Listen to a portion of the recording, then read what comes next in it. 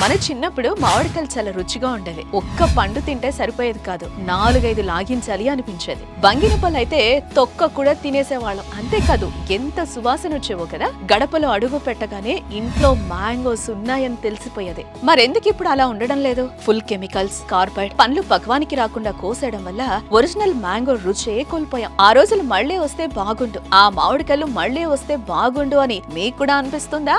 ఆ రోజులు మళ్లీ అంటే ఏమో కానీ ఆ మామిడికాయలు మాత్రం నిజంగానే మళ్లీ తీసుకొచ్చింది మన ఐస్బర్గ్.